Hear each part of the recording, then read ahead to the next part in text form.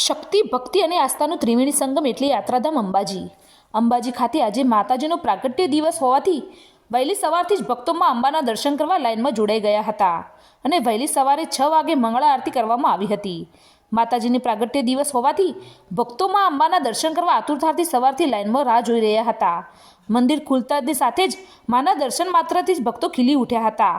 બપોરે 12 કલાકે આખા અંબાજી નગરમાં ભવ્ય શોભાયાત્રા નીકળવામાં આવી હતી. આ શોભાયાત્રામાં હજારોની સંખ્યામાં ભક્તો ઉમટી પડ્યા હતા, જેમાં માતાજીની શોભાયાત્રામાં હાથી, ઘોડા, માતાજીની પ્રતિમા સાથે બાળ કલાકારો પણ સવારીને શોભામાં જોવા મળ્યા હતા.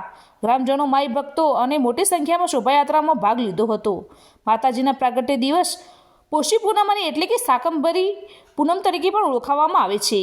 માતાજીનો પ્રાગટ્ય દિવસે માં અંબાના મંદિરને રંગબેરંગી ફૂલો તેમજ લાઇટિંગથી શણગારવામાં આવ્યું છે.